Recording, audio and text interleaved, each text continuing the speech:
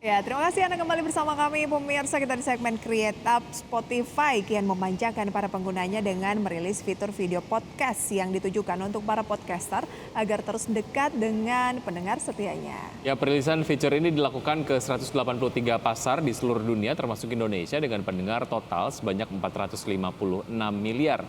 Sesuai dengan namanya, video podcast memungkinkan podcaster untuk memposting video podcast mereka ke dalam platform. Dan dengan begini maka para pendengar dari podcaster juga akan dapat melihat video saat podcast dilakukan. Hal itu menjadi salah satu langkah strategis Spotify untuk bisa unggul di pasaran. Sehingga seiring berkembangnya fitur ini, para podcaster bisa mengunggah audio dan video di Spotify. Baik pengguna Spotify gratisan maupun premium sama-sama bisa menikmati podcast versi audio dan video. Spotify mengatakan pengguna bisa mengubah video podcast menjadi audio secara mulus. Pengguna juga bisa melakukan multitasking tanpa harus memberhentikan podcast yang tengah didengarkan. Spotify juga sangat terbuka untuk semua kalangan, terutama para pebisnis. Ya, dengan algoritma yang telah dirancang, para podcaster dapat punya audiens Niche audience. tersendiri. UMKM sangat bisa terus andil dalam menciptakan konten yang bervariasi. Fitur monetisasi akan segera diaktifkan di Indonesia dan Spotify pun mengkonfirmasi temuan bisnis bahwa untuk saat ini wilayah yang baru bisa memonetisasi hasil podcast yang dibuat ialah Amerika Serikat.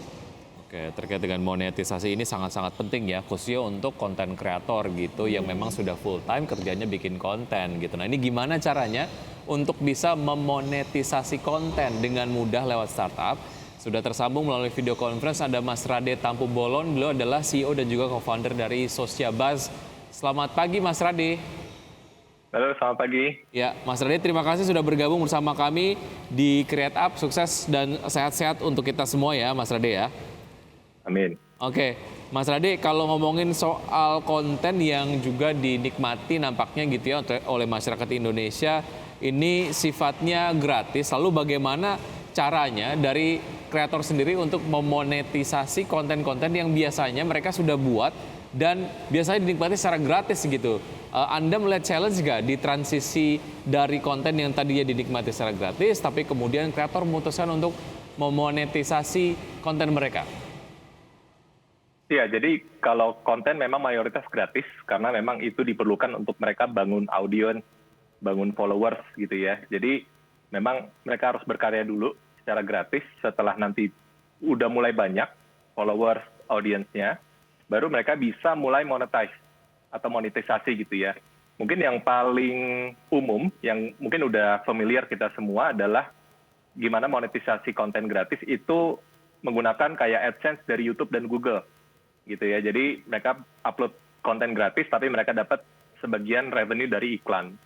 Nah, tapi dengan semakin banyak platform atau tools, sekarang dimudahkan nih, mereka bisa bahkan menjual kontennya. Jadi mungkin ada beberapa yang mereka posting gratis, tapi ada konten-konten tertentu yang untuk diakses itu harus bayar. Dari sisi followers atau audiens itu bayar untuk melihat atau mengakses konten. Nah, jadi ini peluang baru sih untuk semua kreator di luar sana, apapun spesialisasi mereka, mau podcaster, mau YouTuber, mau content creator, apapun itu, mereka bisa menjual kontennya ke audiens mereka gitu. Jadi mungkin ada yang sebagian gratis, ada yang sebagian berbayar. Oke, awalnya itu adalah kayak promo dulu begitu ya, makanya gratis ya. Betul. Memperkenalkan dulu, meningkatkan engagement gitu.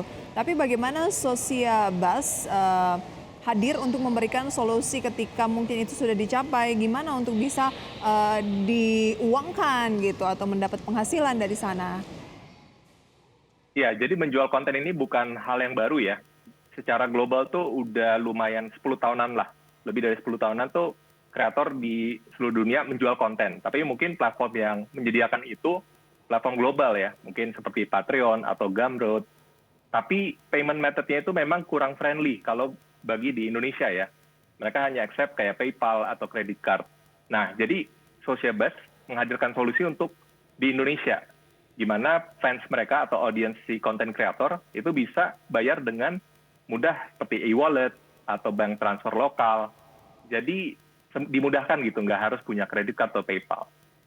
Oke, artinya ini menjadi semacam agregator khusus untuk konten kreator yang ada di Indonesia supaya memang bisa mendapatkan apa namanya uang pada saat kontennya sudah dimonetisasi ini dengan mudah begitu ya. Betul. Oke, sejauh ini untuk konten-konten yang sudah dimonetisasi begitu melalui Sosiabas, paling banyak konten-konten yang seperti apa, Mas Rade? Ya, jadi memang cukup bervariasi ya, mulai dari e-book atau mereka audio konten atau podcast atau voice content, gambar, video, preset kayak Lightroom preset. Jadi semua yang sifatnya digital file, ya kan, mau itu PDF, JPEG, video, MP3, itu bisa dijual. Jadi setelah fansnya atau followersnya bayar, mereka langsung dapat filenya, langsung bisa akses kontennya. Oke, sesimpel itu sebenarnya ya. Oke, ini sebetulnya apa yang kemudian tadi Anda sudah sampaikan memang memperluas preferensi saya mengenai jenis konten yang bisa dimonetisasi. Salah satunya adalah preset. Kalau kamu rajin gitu ya untuk bikin preset-preset gitu dan kayaknya untuk preset-preset yang diaplikasikan di foto dan kayaknya banyak orang yang suka. Nah, kamu suka sekali men-share terkait dengan preset itu juga bisa dimonetisasi ya? Bisa banget. Dijual gitu Bisa ya. dijual, oke. Dan itu memang sudah sering sekali kita lihat terjadi bagaimana di Instagram gitu ya. Ada jasa-jasa menjual preset misalnya Lightroom atau dan sebagainya gitu ya. Tetapi bagaimana kerjasama antara Sosiabas nih dengan creator? Ya, jadi kreator bisa ke Sosiabas, sosiabas.com, itu mereka bisa buat akun secara gratis gitu ya. Jadi Sosiabas hanya menerima komisi kalau mereka menghasilkan penjualan. Oh, oke. Jadi kita komisinya hanya 5%, mereka mayoritas 95% penghasilan masuk ke mereka. Oke, jadi ini cukup oke juga begitu. Tapi ya. apakah ini lebih bersaing dibandingkan dengan PayPal dan yang lainnya? Ya, jadi kalau misalnya dibandingkan dengan platform monetisasi untuk kreator, itu kita lihat di bahkan globally gitu ya, bahkan ada yang komisinya itu hampir 50%. Jadi kreator cuma 50% setengahnya gitu ya. Jadi kita benar-benar kasih solusi yang paling efisien untuk kreator. Oke, ini juga termasuk untuk purchasing yang terjadinya tidak di Indonesia. Artinya kalau ada yang suka sama konten kita tapi di luar gitu, itu gimana? Tetap potongannya hanya 5% saja? Tetap hanya 5% dan kita menyediakan payment method yang friendly untuk dari luar kayak PayPal, credit card itu tetap ada juga. Oke, sejauh ini Sosiabas sudah beroperasi berapa lama? Kemudian creator yang join di Sosiabas memanfaatkan sistem-sistem yang diberikan oleh Sosiabas ini gimana? Nanti akan kita bahas ya. Betul, sekali saja jeda berikut kita akan kembali, pemirsa tetap bersama kami. Ya, terima kasih Anda masih bergabung bersama kami dan kami masih berbincang bersama Mas Rade tentu saja mengenai Sosiabas yang ini menjadi sebuah platform monetisasi yang cukup penting untuk konten kreator dapat memonetize kontennya gitu. Oke, lantas dari segi bisnis Sosiabas ini sendiri sudah beroperasi berapa lama? Kemudian sudah berapa banyak konten kreator yang dijangkau? Jadi untuk fitur menjual konten ini kita launch itu di pertengahan 2020 gitu ya, dan so far sudah lebih dari 30.000 konten kreator lah yang menghasilkan dari sini. Wow, luar biasa ya, dalam kurang lebih 2 tahun ya.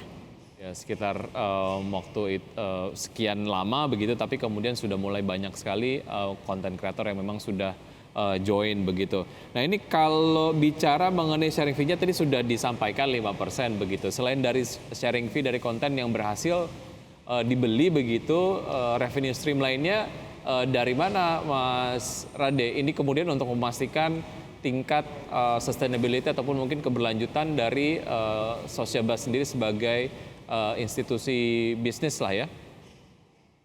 Ya, jadi selain menjual konten, itu kreator juga bisa pakai Sosiabas untuk terima tipping dari audiens mereka. Jadi mungkin mereka nggak punya konten yang ingin dijual, mereka berkarya secara gratis ada di sosial media, tapi mereka memberi peluang untuk audiensnya atau followersnya untuk mendukung mereka agar mereka terus berkarya. Kita sebutnya tipping gitu ya. Jadi saya bisa dukung kreator yang saya suka, saya tipping supaya mereka bisa terus berkarya gitu.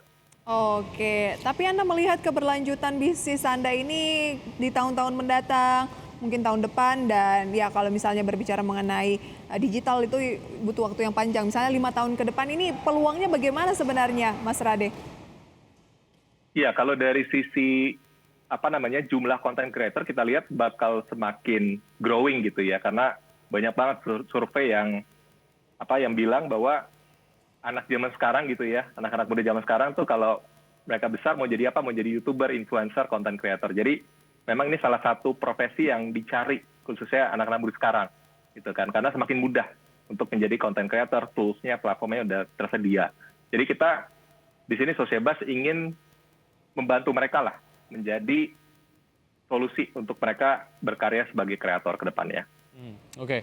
Selain bisa mendapatkan kesempatan untuk kontennya termonetisasi dan juga terjual lah ya kepada yang memang berminat ataupun kepada market.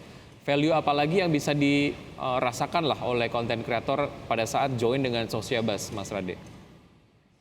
Ya, jadi salah satu value-nya tadi itu mereka join-nya gratis. Sharing commission itu sangat-sangat kecil, kita cuma 5%, mereka 95%. Lalu local payment method itu banyak banget tadi, e-wallet, bank transfer gitu ya. Jadi sangat mudah digunakan, mereka tinggal pakai, mereka hanya sharing komisi kalau mereka sukses berjualan atau mendapatkan hasil dari sini. Oke, untuk menjalankan Sosiabus sendiri operasional gitu ya, apakah ada pendanaan? Ya, kita ada pendanaan itu di tahun 2021 kemarin gitu ya, ada seed funding lah dari UMG Idea Lab. Sebesar? Itu di 200.000 USD. Oh, oke. Ini yang digunakan untuk pendanaan sekarang gitu ya. Target dari Sosiabus sendiri seperti apa, Mas? Target kita sebenarnya tetap membuat fungsi-fungsi atau fitur-fitur yang dibutuhkan teman-teman kreator yang pakai Sosiabus, dan juga kita memang mau juga membantu konten kreator yang di negara Southeast Asia lainnya. Itu yang lagi kita persiapkan. Oke, artinya akan ada ekspansi keluar Indonesia begitu ya. Baik, Mas Rade, terima kasih sudah bergabung bersama kami di Create Up. Sukses untuk Anda, sampai jumpa. Selamat pagi, Mas Rade. Terima kasih, sampai jumpa. Oke, jadi kalau bingung mau monetisasi ya kontennya bisa kali ya di Sosiabus ini ya. Ya, betul sekali. Dan misalnya sudah 90 menit kami menemani Anda dalam Power Breakfast. Dan semoga pembahasan hari ini bisa menjadi referensi dan sumber informasi untuk Anda. Tetap perbarui informasi Anda hanya di IDX Channel, your trustworthy economic business and capital market channel. Saya Prisa Somodatu. Saya Wiki Adrian. See you in the morning.